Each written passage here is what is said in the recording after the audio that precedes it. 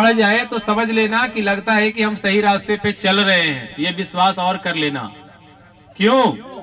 क्योंकि भगवान परीक्षा लेते हैं, और जब सही रास्ते पे चलोगे तो भगवान परीक्षा लेंगे। गलत रास्ते पे चलने वाला बहुत ज्यादा देखना, वो ऐश मौज में ज्यादा रहता है। कहते हैं ना कि वो गलत लगता है, गलत लाइन में चल रहा है, उसके पास तो पैसा का ठिकाना नहीं है। क्यों? क्योंकि वो चोरी करके ला रहा है, डकैती करके ला रहा है, तो वो खर्च भी उसी हिसाब से कर रहा है, क्योंकि उसे तो वो पैसा का भाव ही नहीं मिला, कमाने का उसे मेहनत ही नहीं पता चला, तो वो इस तरह से उड़ा रहा है। तो वो लाइन देखकर आप उस लाइन में थोड़ी जाना चाहोगे, क्योंकि उस लाइन में उसकी एक दिन पकड़ भी होगी। वो तो शुरू में सुहाना लगा, तुम्हें देखने में अच्छा लगा, अब उस लाइन में तुम जाओ या उस लाइन वाले से पूछो कि आगे कैसे उसे कष्ट मिलता है, या कभी कभी बीच बीच में कष्ट कितना होता है उसको, जब वो पुलिस वाले के डंडा खाता है तो 3rd डिग्री टॉर्चर मिलता है, तो वो भी सोचता है कि अब छोड़ देंगे, अब बहुत हो गया चोरी। यानी गलत का परिणाम गलत मिल ही जाता है उसको, इसी जन्म में मिल जाता है। तो आप यहाँ से 2 चीज लेके आ जाना है। एक समर्पण, जब लेके जाओगे, समर्पण करके जाओगे ना, तो सीख कर जाओगे।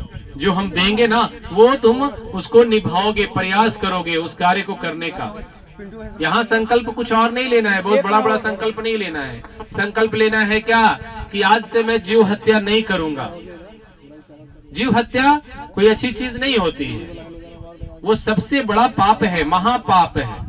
पाप की श्रेणी में अगर कुछ सबसे ऊपर का अगर रखा जाए ना, शिखर पे कुछ रखा जाए कि सबसे ऊपर कौन सा शिखर पे रहेगा, तो महापाप की श्रेणी में जीव हत्या आता है। दूसरा श्रेणी आता है माता पिता की अनादर। दूसरा आता है कि माता पिता का आप अनादर अगर करते हो तो वो महापाप है। इसे महापाप की गिनती में आती है, पाप की गिनती में नहीं आती है, महापाप की गिनती में है। जो अपने माता पिता का सम्मान नहीं करता हो, माता पिता को दुख दे रहा हो, कष्ट दे रहा हो, आखिरी समय पे उसका सेवा नहीं कर रहा हो, तो ये महापाप की श्रेणी है। और आप महापाप की श्रेणी में अगर आप चले गए हो तो यहाँ आने से आपका कल्याण नहीं होने वाला है।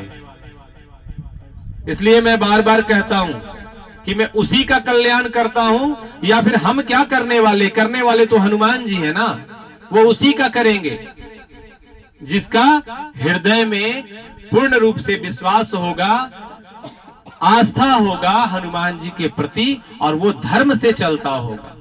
धर्म कहने का तात्पर्य वही माता पिता की सेवा करता होगा, वही जो अपने धर्म के साथ साथ चलता होगा, झूठ, फरेब, धोखा, ये सब चीजों से दूर रहता होगा, मांस मच्छी का सेवन नहीं करता होगा।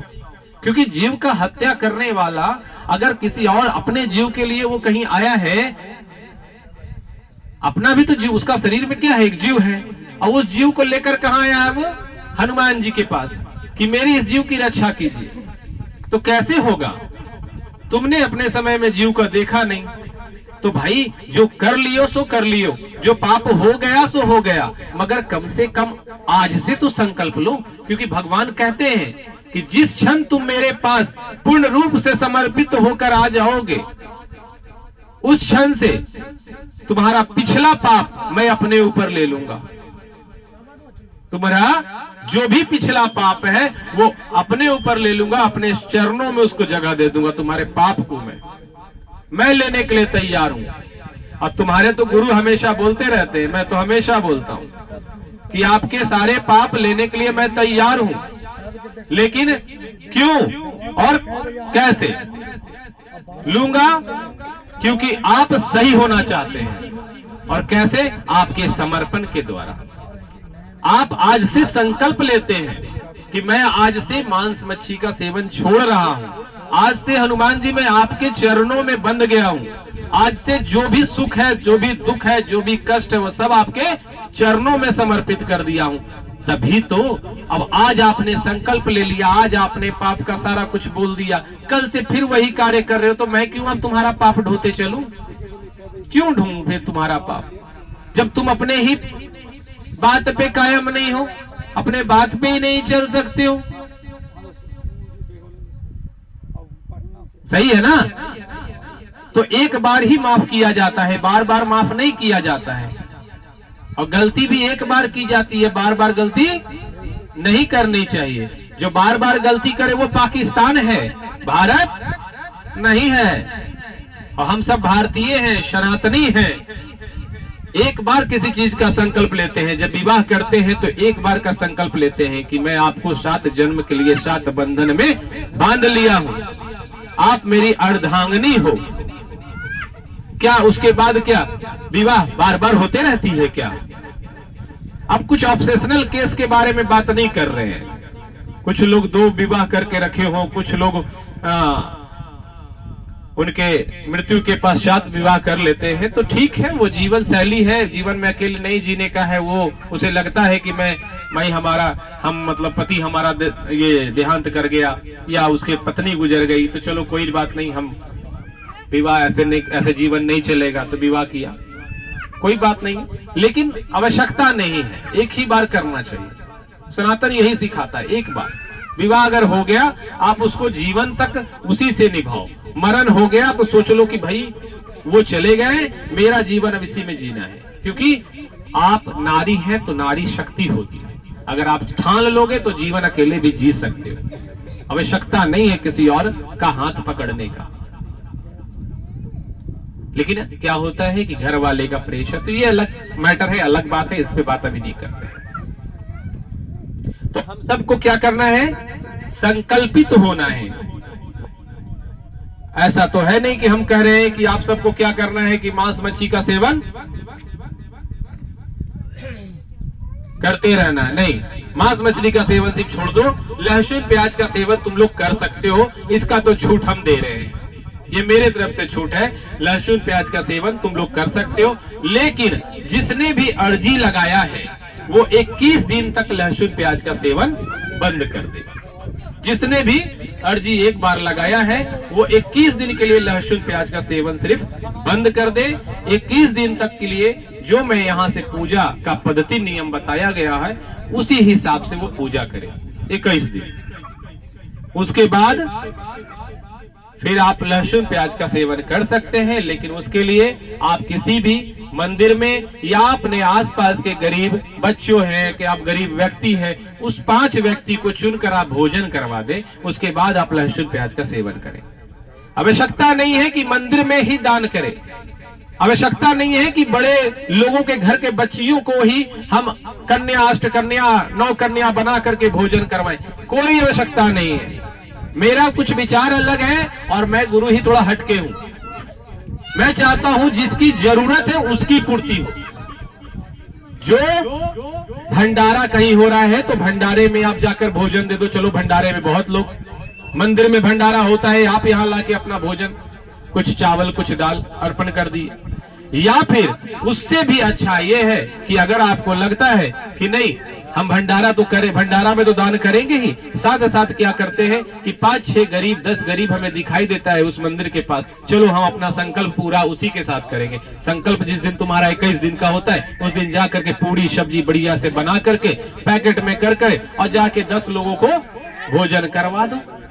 किसको करवाओ? जो भूखा है उसको करवाओ, क्योंकि भूखे को भोजन करवाना है, नियम पूरा नहीं करना है। आप सब नियम पूरा करते हो, जैसे भगवान को पूजा करना है तो आप नियम करते हो कि एक हमें अगरबत्ती दिखाना है, धूप लगाना है, कुमकुम लगाना है, धुआं थोड़ा सा कर देना है गोईठा जला करके, और भैया जय श्री राम कह के निकल जाना है। ये पूजा नहीं है। पूजा का मतलब भाव, आपका भाव होना चाहिए। आप स्नान करके भोजन करके पूजा करो, कोई मतलब नहीं है। पूजा भोजन करने के पश्चात भी किया जा सकता है। पूजा समझना है, पहले धर्म समझना है। पहले जो माता पिता की सेवा कर रहा है ना, वो बड़ा धर्म कर रहा है। अब माता पिता की सेवा करने में उसका 10 बज गया तो क्या बात है कि ब्रह्म मुहूर्त में ही पूजा करेंगे? कोई जरूरत नहीं है ब्रह्म मुहूर्त में। आप साधु सन्यासी नहीं हो, आप गृहस्थ जीवन में जी रहे हो। आप अगर आपके घर में कोई दिक्कत है, कोई मरीज है, कोई पेशेंट है, किसी तरह का दिक्कत होती है, माता पिता को स्नान करवाना पड़ता है, उसके बाद ही आपके बच्चे स्कूल जाते हैं, उसके बाद ही आप स्नान कर सकते हैं। पहले उसको किचन में कुछ जाके नाश्ता बनाकर देना पड़ता है, उसके बाद स्नान करते हैं। तो उसी स्नान के बाद ही पूजा करना जायज है, वही जरूरी है, वही धर्म है। ये नहीं कि अब मैं यहाँ से धाम से कुछ सीख लिया तो अब घर जाके सास को, अपनी माँ को, अपने ससुर को या फिर अपने पति को मैं परेशान कर लिया कि मैं वहां से धाम में अर्जी लगा के आया हूँ, डेली मुझे नहाकर पहले पूजा करने दो, उसके बाद ही जो है तुम लोग को नाश्ता देंगे, तभी तुम लोग ड्यूटी बाहर जाना। भाई ऐसे पूजा नहीं होता है। वो पति आपका भूखा जा रहा है, वो धर्म नहीं है। धर्म यह है कि पहले पति को भोजन बना के दे दे, बाद में हमें जब समय मिलेगी तो पूजा में बैठेंगे हम। पूजा वो भाव है। धर्म क्या है? पकड़ना है हमें। और धर्म क्या है? पति की पहले सेवा करना। पति को पहले हमने अनाज दो, उसको भाई टिफिन बना के दे दिया उनको, वो चले गए, फिर अपना कार्य करेंगे। बच्चे हैं, बच्चे को टिफिन बना के भेज दिया, उसके बाद बैठ के पूजा करेंगे। अगर आपसे देख लो, अब सबको ऐसा नहीं कर रहा, आप देख लेना है कि किसी के घर में हाँ हमें फुर्सत है, सुबह सुबह ही हमारे पति 10 बजे जाते हैं ड्यूटी, है ना, हमारे बच्चे जो है स्कूल जाते हैं 10 बजे, तो तुम लोग सुबह उठो, सुबह 5 बजे सुबह में उठ जाना चाहिए, 4 बजे सुबह उठ जाना चाहिए, उठ करके स्नान करके बाद किचन में जाना चाहिए। धर्म कहता है। लेकिन गृहस्थ जीवन के साथ मैं कुछ छूट बता रहा हूँ, ये छूट बता रहा हूँ। लेकिन नियम तो यही है ना कि अगर उठे हैं, अगर आपके पास समय है, अनुकूल समय है, बच्चे के लिए भी देख रहे हैं, पति के लिए भी देख रहे हैं, या घर में बड़े बुजुर्ग हैं वो भी देख रहे हैं कि 8 बजे ही उठते हैं, वो सोए हुए रहते हैं 8 बजे तक, तो आप क्या करेंगे? आप पहले उठ जाओ, 5 बजे उठ जाओ। उठने के बाद आप स्नान करो, स्नान करने के बाद आप उसके बाद देखो भोजन बनाओ। वो भोजन जो है ना वो प्रसाद हो जाएगा, क्योंकि स्नान करके ही भोजन बनाना चाहिए स्त्रियों को, ये धर्म कहता है। हम दोनों आपको पद्धति बता रहे हैं, घबराना नहीं है। जिसके साथ जो घर में दिक्कत है, परेशानी है, वो पहले वो करेंगे, उसके बाद पूजा करेंगे। और जिनके साथ दिक्कत नहीं है, समस्या नहीं है, वो पहले पूजा पाठ कर लेंगे, उसके बाद अपना किचन में जाएंगे, भोजन बनाएंगे, भोजन अपने बच्चों को खिलाएंगे, पति को खिलाएंगे, खुद पाएंगे। अब कोई पेशेंट है, मान लो जिसको पूजा करना है, उस वही पेशेंट है, अब वो अगर 8 बजे तक भोजन नहीं करता है, उसके पेट में गैस बन रहा है ना, या उसको 8 बजे सुबह एक दवा खानी है, अब वही पूजा कर रहा है, यहां से वही दीक्षा लेके गया कि मैं पूजा करूंगा, अब 8 बजे उसे करना है। तो अब ये बताओ, अगर ठंडी की समय है, अगर वो सो के उठ रहा है 7 बजे 7:30 बजे, तो क्या करना चाहिए? पहले दवा खाना चाहिए या पहले स्नान करके पूजा करने के इंतजार करना चाहिए 1.5 घंटा? क्या करना चाहिए? पहले क्या करें? पहले दवा खाना है ना, और दवा खाने के लिए क्या करना होगा? पहले भोजन भी करना पड़ेगा, कुछ खाना पड़ेगा, तो कुछ खा लेंगे। हम ये बता रहे हैं ना इसलिए कि भोजन प्रकार क्या है हमारा, भोजन हम क्या पाते हैं ये देखना है मुझे, इसलिए मांस मच्छी को आपसे दूर कर रहे हैं हम, क्योंकि धर्म हमें सनातन नहीं सिखाता कि मांस मच्छी का भोजन हमें करना चाहिए। तो अगर वो चीज चला गया तो आपके घर में जो भी चीज बचा है वो सब सात्विक है, सब सात्विक है, सब अच्छा है। और उसके बाद आप भोजन कर लो, और भोजन करके दवा खा लो, दवा खाने के बाद आराम से स्नान करो, और उसके बाद जाके पूजा करो। अब ये सबके साथ नहीं है, किसके साथ बताया गया? जो रोगी है, जिसे 8 बजे दवा खानी है। अब सब ये मत समझ लेना, वरना फिर गुरुजी बदनाम हो जाएंगे कि भैया गुरुजी बता दिए सबको भोजन करके पूजा करने के लिए, मेरे पीछे लोग लग जाएंगे। तो ऐसा नहीं है, बात को समझना है। हर पहलू पे अलग अलग विचार है, और हर पहलू का अलग अलग विचार के तहत आपको बताया जा रहा है। सबको वही नहीं करना है, लेकिन जिनको करना है वो करेंगे, और उनका पूजा वो तब भी सार्थक है ना। अब नारी को बोला जाए प्रतिदिन पूजा करने के लिए, तो भाई वो 40 दिन का अनुष्ठान होता है। मैंने कितना बार यहाँ बताया, 40 दिन का अनुष्ठान करने के लिए। अब किसी स्त्री माता को मैं बोल दूं, मेरे अपनी बहन को बोल दूं, क्या वो 40 दिन का लगातार अनुष्ठान कर पाएंगी? नहीं कर पाएंगी। तो क्या वो 6 दिन का जो गैप है, उस 6 दिन का गैप के लिए उसका 40 दिन नहीं होगा? होगा। मगर कैसे होगा? जब से शुरुआत किए तब से जितना दिन तक किए उतना दिन गिनेंगे हम। और उसके बाद 6 दिन हम अपवित्र है तो हम नहीं कर रहे हैं पूजा, लेकिन 6 दिन क्या कर रहे हैं हम? जुड़े हुए तो है। तुम राक्षस तो नहीं बन गई, तुम वही हो, स्त्री हो, तुम वही माँ हो, तुम वही बहन हो। इतना बड़ा तुम अधर्म थोड़ी कर दी हो कि पूजा भगवान का नाम भी नहीं ले सकते हैं, है ना? इतना बड़ा गलत तो कार्य नहीं कर दी कि जिसमें भगवान का नाम नहीं ले सकते। तो आप भगवान का नाम लेंगे वो 6 दिन भगवान का नाम लेंगे, क्योंकि मैया आप वही हो, बहन आप वही हो, आप में कोई चेंजिंग नहीं आया है। बस आपके प्रिस्क्रिप्शन के लिए आपको पूजा और पाठ और भीड़ से दूर रखा जाता है। ये साइंस है। हमारे ऋषि मुनि बहुत बड़े साइंटिस्ट थे, वो आप लोगों को 5-6 दिन के लिए जो अलग किए थे ना पूजा से पाठ से, वो इसलिए किए थे क्योंकि आप वो 5-6 दिन आराम कर लो मैया अपने घर में, वो बहन मेरी आराम करे। 5-6 दिन आराम करने के लिए 5-6 दिन की पूजा रोक दी गई थी कि ये पूजा नहीं करेंगे, भीड़ में नहीं जाएंगे, लोगों से ज्यादा गपशप करेंगे, ज्यादा मेहनत हो जाएगी। अभी इसकी अवस्था वो नहीं है, अभी इसकी अवस्था है आराम करने की।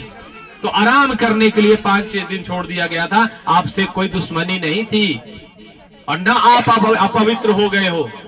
अपने आप को अपवित्र मत मानो, वही एक पवित्र है जिस पवित्र के कारण आज पूरा पृथ्वी चल रहा है। तुम जगत जननी हो, तुम माता हो, उसी के कारण तो पूरा समाज, ये सृष्टि बढ़ रहा है। तो आप अब अपवित्र कैसे हो गई? मेरी मैया सब अपवित्र कैसे हो गई? ऐसा नहीं है। तो आप 5-6 दिन का गैप में माता का, भगवान का जाप करो, अपना नाम लो। नाम जाप में ही यश है। ये कलयुग है, कलयुग में नाम जाप से ही सब कुछ मिलेगा। बड़ा बड़ा मंत्र पढ़ने की आवश्यकता नहीं है।